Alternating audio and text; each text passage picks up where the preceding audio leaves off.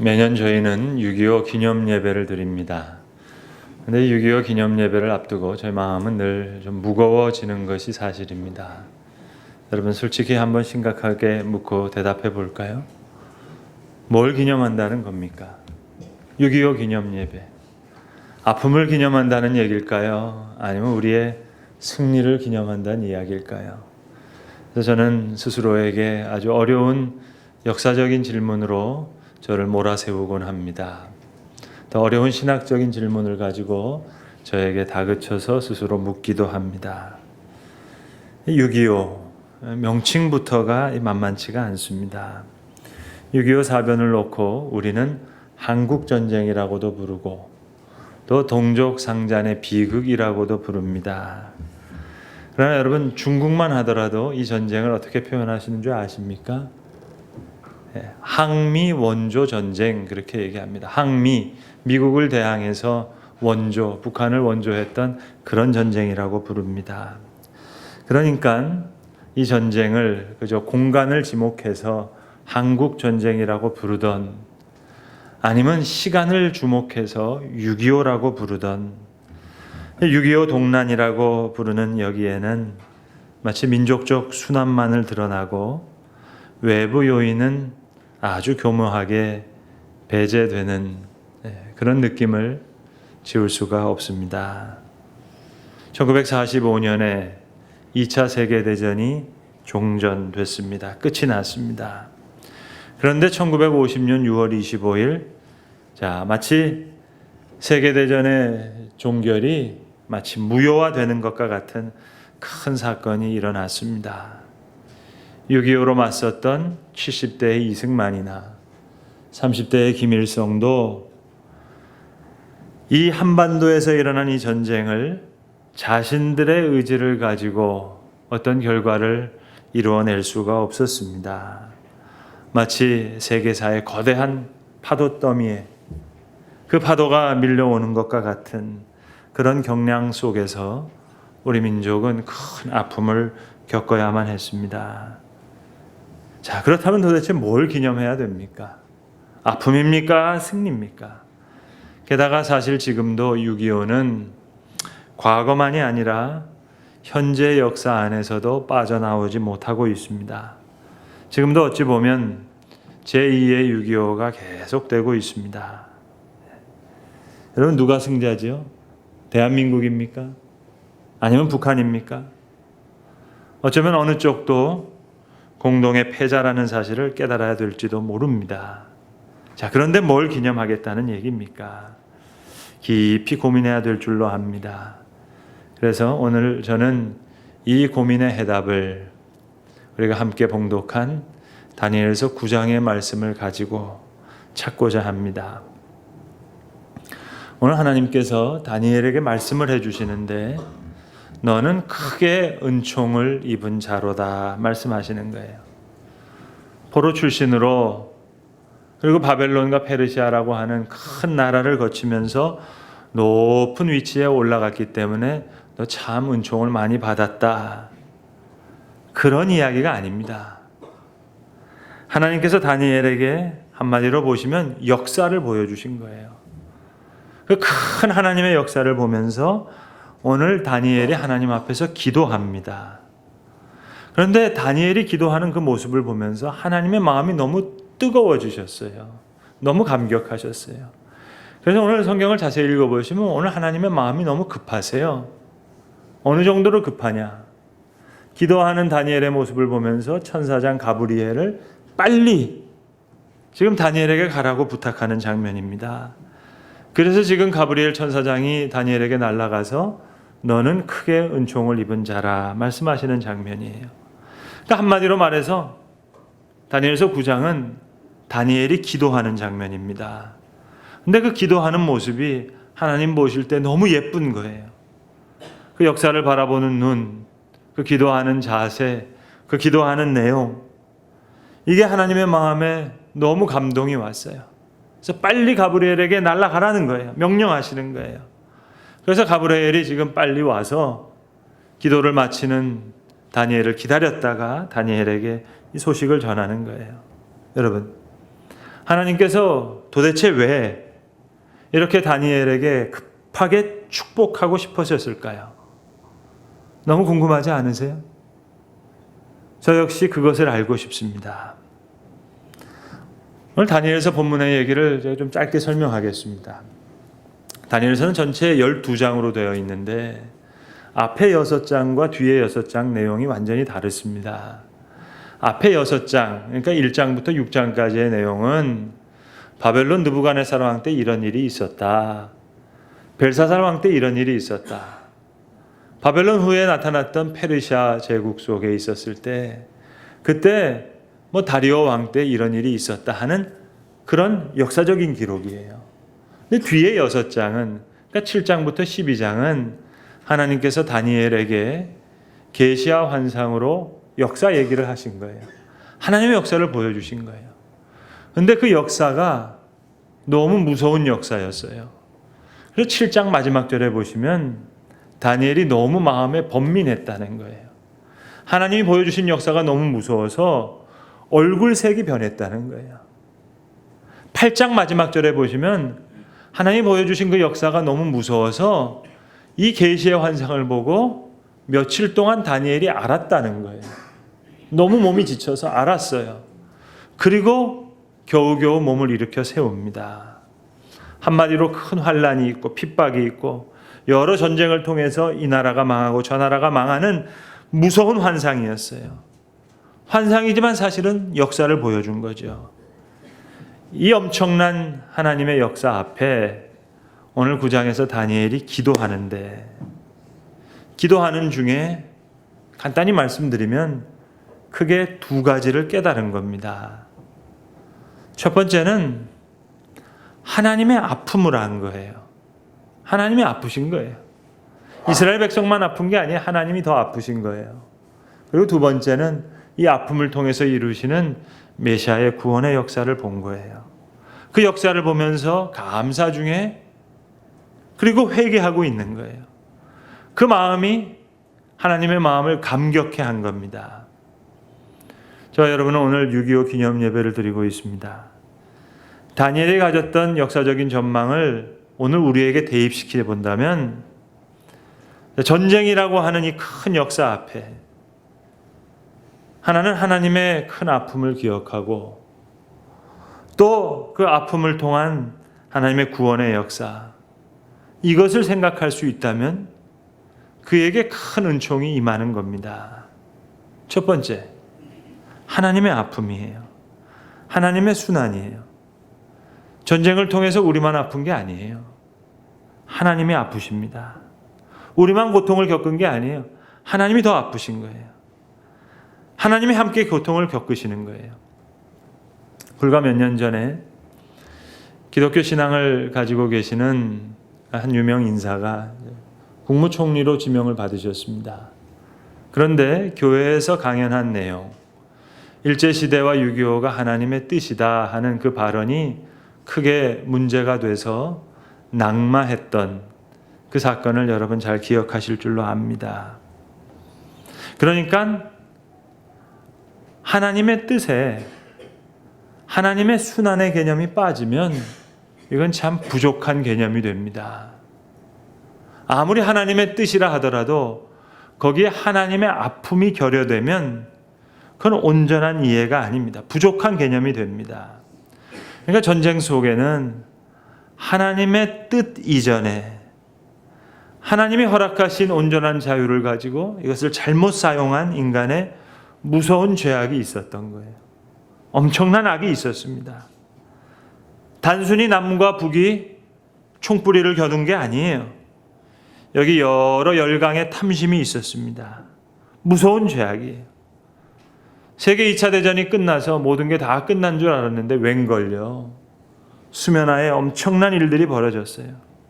이건 단순한 한국 전쟁이 아니에요. 동아시아라고 하는 정세를 놓고 복잡하게 얽혀 있는 인간의 탐욕, 욕심, 죄악, 그 열강의 악의 다툼이 있었습니다. 지금도 반목하고 있잖아요. 남북 간의 갈등만이 아닙니다. 남남 간의, 세대 간의 이념과 이데올로기를 놓고 지금 갈등하고 있습니다. 자, 그러면 이 모든 고통을 하나님이 만드셨습니까? 아니에요.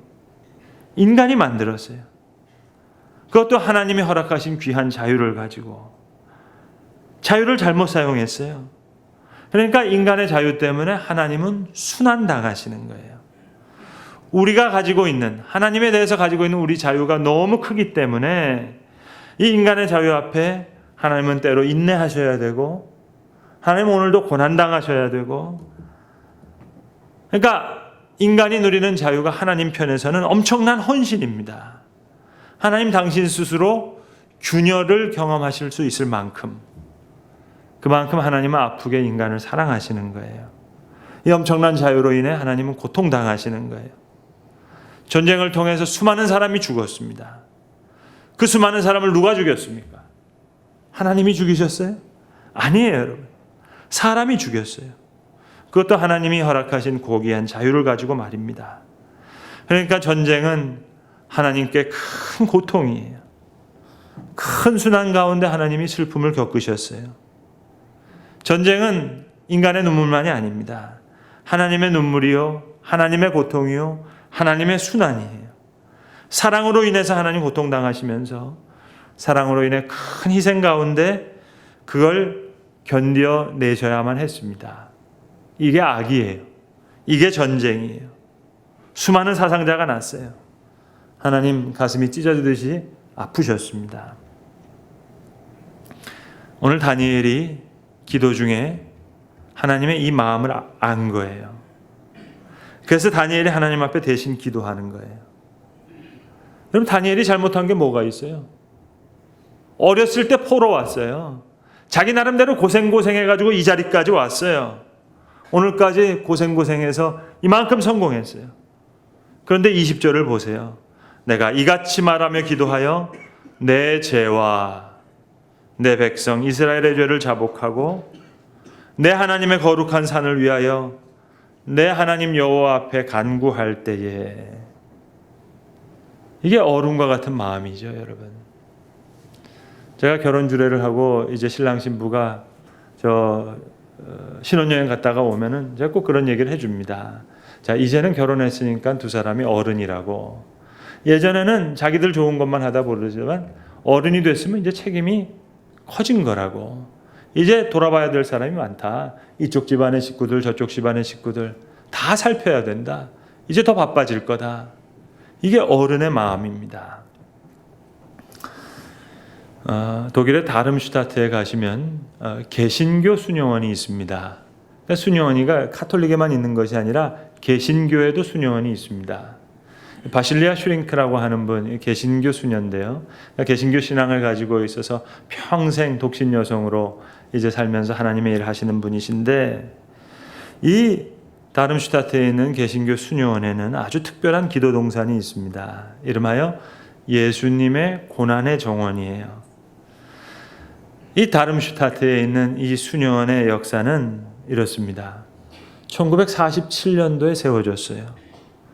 독일이 세계대전을 통해서 많은 아픔을 세계에게 줬습니다. 특별히 다름슈타트는 공대가 잘 발달되어 있어서 많은 폭탄이 여기서 만들어졌어요. 그러니까 연합군이 폭격을 할 때 독일 다름슈타트 여기를 놓고 많이 폭탄을 내렸어요. 다 폐허가 됐어요. 때려 부셨어요. 그 폐허 속에서 47년도에 이 개신교 수녀들이 모여서 거기서 기도 동산을 만든 거예요. 그리고 예수님의 고난의 정원을 만들었어요. 누가 찍어온 사진을 보니까는요, 어린 양의 목에서 피가 나오는 성화가 그려져 있어요.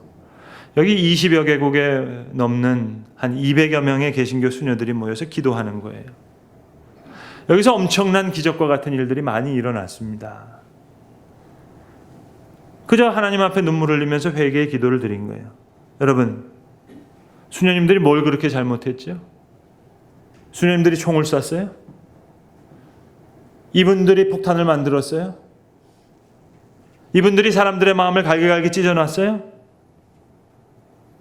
사람을 죽인 사람들 아니에요. 그런데 이들이 모여서 독일의 죄를 회개하고 인간의 악을 회개하고 엄청난 역사가 일어났어요. 너는 크게 은총을 입은 자라. 우리 편에 잘못이 많아요. 저희 물론 6.25 이후에 태어나신 분들이 여기 대다수죠. 우리가 총 쏜 거 아니에요. 그러나 역사 가운데 슬픔이 있잖아요. 그 슬픔의 눈물을 내가 닦아주지 못했잖아요. 북한 선교를 놓고서 헌금을 했냐 말았냐 그런 얘기가 아니에요. 우리가 잘못한 것이 너무 많아요. 지금도 미워하고 있어요. 아니 희화화하고 있어요. 아니 두려워하고 있어요. 무슨 일만 나면 북한 핵이다 두려워하고만 하고 있고 미워하고 있고 희화화하고 있어요. 사실 북한 생각하면 마음 아프잖아요. 여러분. 너무 미안하잖아요. 내가 대신이라도 회개하고 싶은 마음이 있잖아요. 그게 어른의 마음이죠. 이것이 크게 은총을 입은 마음입니다. 오늘 다니엘이 이 어른의 마음으로 기도하는 거예요. 창세기 6장에 보시면 오늘 다니엘서 9장에 나오는 이 비슷한 표현이 나옵니다. 하나님께서 노아를 방주에서 구원해 내실 때 노아를 놓고 하시는 말씀이에요. 노아가 하나님 앞에 큰 은혜를 입었더라 기록해요. 노아가 무슨 은혜를 입었어요, 여러분? 홍수에 다 쓸려갔는데 노아만 살아남았으니까 정말 은혜 받은 자다 그런 얘기일까요? 여러분 성경 그렇게 보시면 안 됩니다. 방주에서 나올 때요. 성경 이렇게 기록해요. 하나님이 너무 마음을 아파하는 거예요. 노아를 보면서 저가 어렸을 때부터 생각하는 것이 악함이라 생각하신다. 노아가 무슨 죄를 졌어요, 여러분? 방주에서 깨끗하게 나오는데 하나님이 한탄을 하시는 거예요. 사람이 계획하는 바가 어려서부터 악함이라. 무슨 얘기겠어요? 홍수로 다 쓸어버렸는데 이거 갖고 죄악의 해결이 안 되는 거예요. 그러니까 하나님께서 무지개를 하늘에 거실 때는 너무 가슴이 아픈 거예요. 홍수로 했는데도 다 깨끗해지지가 않았어요. 노아가 깨끗하게 방주에서 나오는데 사람이 어려서부터 계획하는 바가 악함이라. 그러면서 무지개를 거시면서 다시는 물로 심판하지 아니하시리라. 노아를 보면서 가장 큰 은혜를 입은 자라. 다 죽고 방주에서 살아남았으니 할렐루야 아멘. 그 감사가 아니고요. 여러분 노아가 120년 동안 방주를 지으면서 무슨 생각했겠어요? 하나님의 안타까움을 안 거죠. 하나님의 귀한 사랑에 감복하고 하나님의 순환의 고통을 같이 함께 당하고 하나님께 가슴을 찢는 거예요.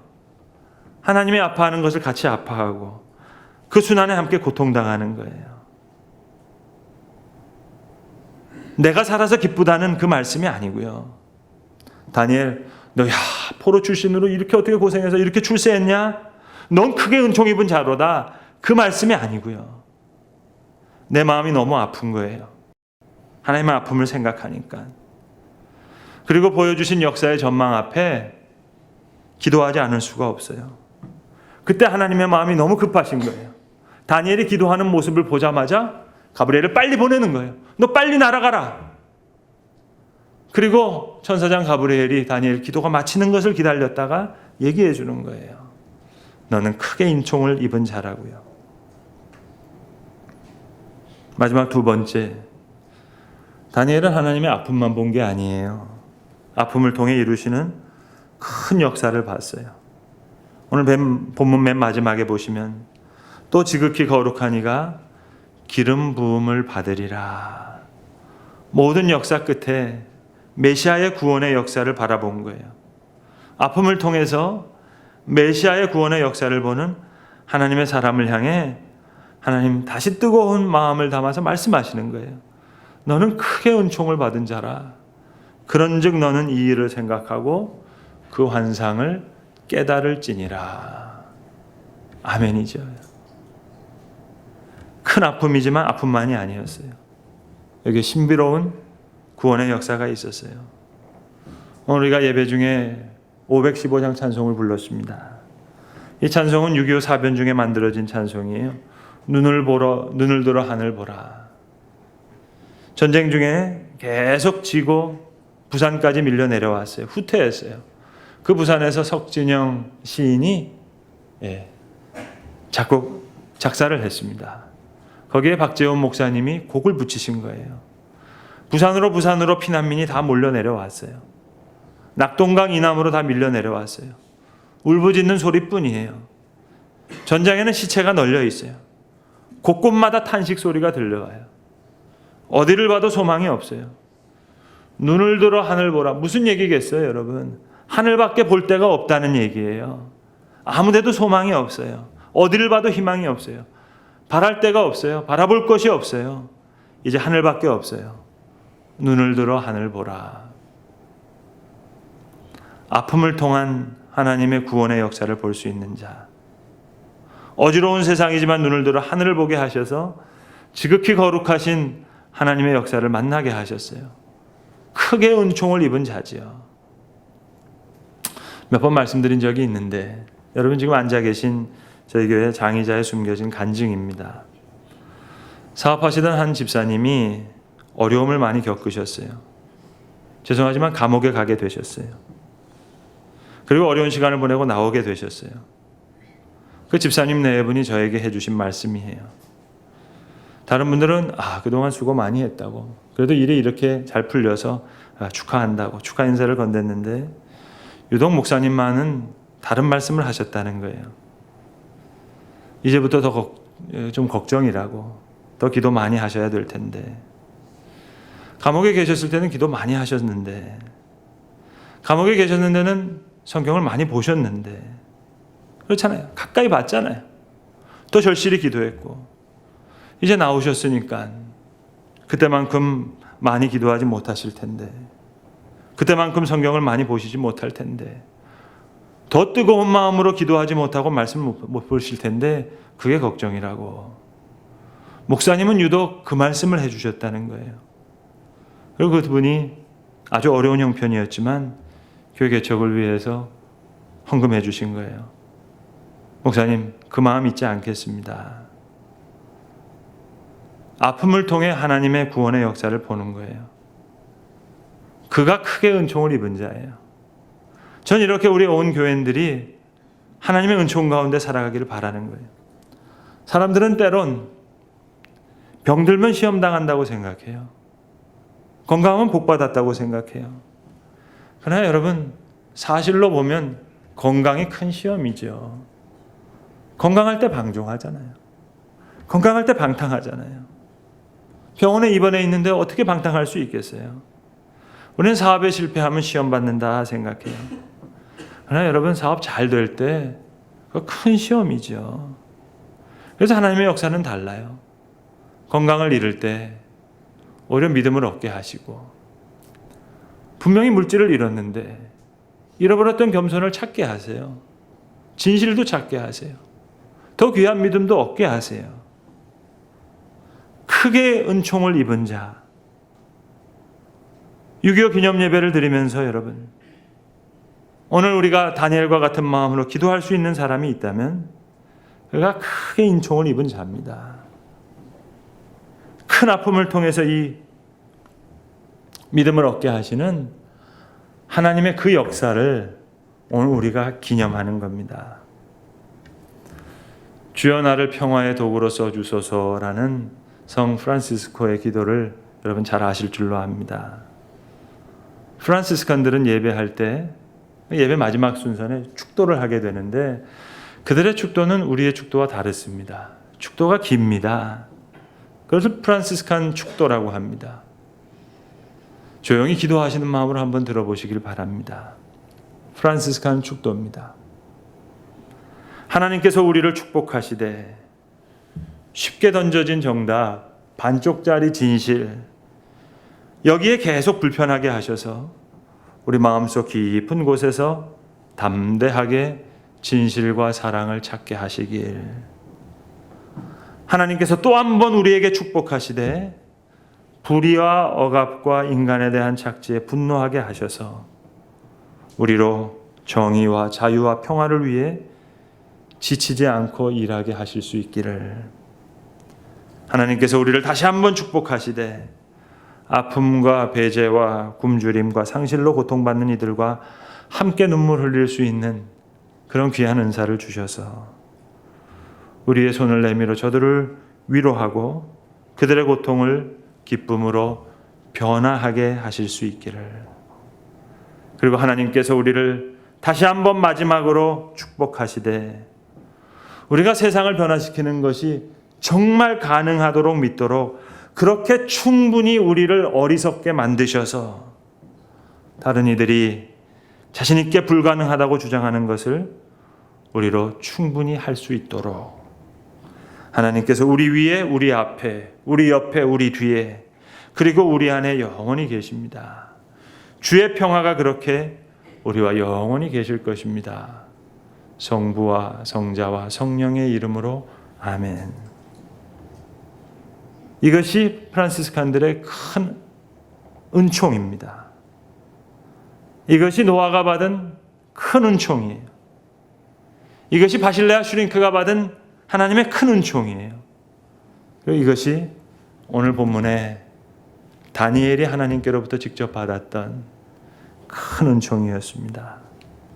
이러한 큰 은총이 6.25 기념 예배로 예배하는 저와 여러분에게 함께 임하기를 간절히 기도합니다. 기도하겠습니다.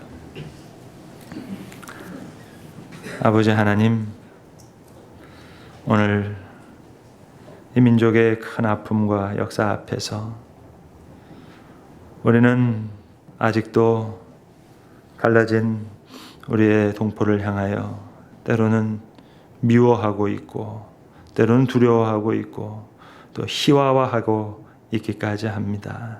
아버지 하나님, 오늘 다니엘 사실로 크게 잘못한 일 없었으나 어른과 같은 마음으로 내가 이같이 말하며 기도하며 내 죄와 내 백성 이스라엘의 죄를 자복하고 내 하나님의 거룩한 산을 위하여 내 하나님 여호와 앞에 간구할 때 하나님 마음이 급해지셔서 가브리엘 천사장을 보내셔서 빨리 다니엘에게 가서 이 마음을 전하라 하셨던 그 마음, 그 뜨거운 마음을 우리도 받을 수 있도록 아버지 하나님, 오늘 우리에게 크게 은총을 받은 그런 마음, 노아에게 주셨던 그 마음, 다니엘에게 주셨던 그 마음 우리에게도 허락하여 주셔서 하나님의 크신 역사 앞에, 하나님의 이 놀라운 역사 앞에 하나님 지혜와 겸손과 진실과 믿음을 얻을 수 있는 착하고 충성된 주의 사람들 다 되게 하여 주시옵소서. 우리 주 예수 그리스도의 이름으로 기도합니다. 아멘.